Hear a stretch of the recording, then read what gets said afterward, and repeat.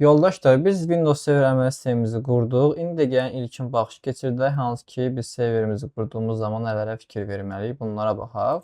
İlk öncə bilirik də biz standart update-lərimizə baxmalıyıq, hansı ki update-lərimiz yerində olsun. Baxın, indi mən də gedib restart verməyəcəm, dərs çəkirik deyə, bitəndən sonra verərik dərsin sonunda. Yəni burada sizə restart getmirsə, check eləyirsiniz. Təbii ki, bunu bilirsiniz ki, update-lər getsin.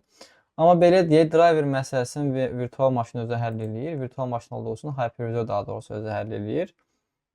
Burada baxın, məsələn, normalda kompüterdə ilk öncə device manager səhv yerə girmişdim. İlk öncə kompüter nə edir? Driverlər yazan zaman burada boşluqlar olur. Təbii ki, yüklənməyən driverlər olur. Amma hypervisor bunları həll eləyir. Virtual maşındır deyə avtomatik bunları da özü ilə gətirir. Problem olmur. Amma bəzi update-lər var ki, onları verməlisiniz. Çalışın siz də check update-ə basıb update. İndi məndə gedib, restart vermək istəmirəm, iş görür deyə. Dərsin sonunda verərik. Sonra activation bölməsində hansı ki, əməl sisteminin keyini qeyd eləməliyik ki, aktivasiya olsun lisenziyanı. Amma baxın, bizə 180 günlük verib, yəni test üçün. Ehtiyac yoxdur əslində bu dəqiqə. Zaten 180 günümüz var. Kifayət qədər çoxdur bu.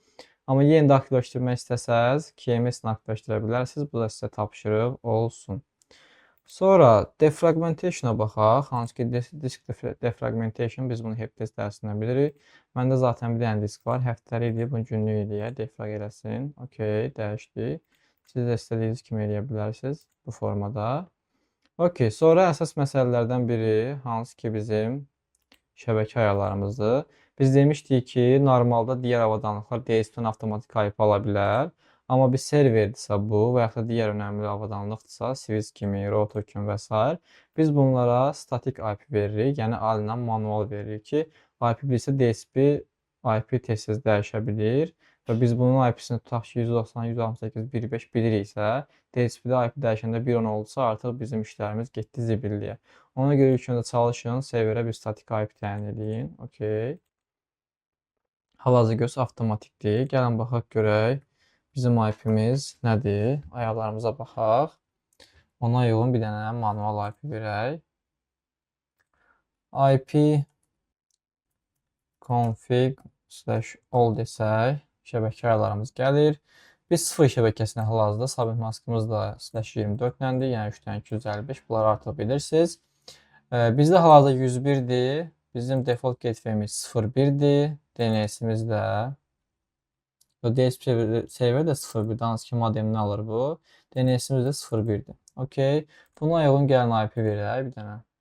Burada use following IP adresi, yəni manual verəcəyimdir. 192.168.0.50 verək. Maskamız belə olsun. Gateway-imizdə 192.168.0.1 idi. DNS-imiz də 192.168.0.1 idi. Bir dənə də Google-un DNS-ini verək hər ehtimalı. Okey, alternatif olaraq. Okey. Şəbəkəmiz də bu formu indi itdi. Harada olsa gələr, virtual maşın olduğu üçün. Gəldi artıq, gecikmədi. Okey, IP-mizi də aldıq. Artıq bizdə DSP-dən yox, DSP-dən dinamik olaraq yox, statik olaraq özümüz əlindən IP verdik ki, IP dəyişməsin. Okey, bu da belə. Sonra mən bir dənə bu ekran məsələlərini həll edeyim. Normalda dark mode şey edirəm mən. Xoşlayıram. Okey. Bilmirəm, sizdə də bəlkə də bu formadadır. Siz də xoşlayırsınız. Okey, bir dənə displaydır. Gəlin biz bunun batarya məsələsinə baxaq sonra. Hansı ki ekranın sönməsinə qarşı sönə bilər. Bunun üçün də biz bunu dəyişək. Yüksək modda qoyaq ki, ekran işığı falan tez-tez sönməsin. Okey, buradan dəyişə bilərsiniz istədiyiniz kimi. Ne var? Okey. Sonra nə edə bilərik? Burada elə konkret gəlmişkən personalize-dan da dəyişək. Biraz qaranlıq bir şey qoyaq bura. Gözümüzü almasın. İkonlarımızı gətirək. Hansı ki bu bizim istifadə eləməyimiz üçün daha rahatdır. Okey. Sonra başqa nə edə bilərik?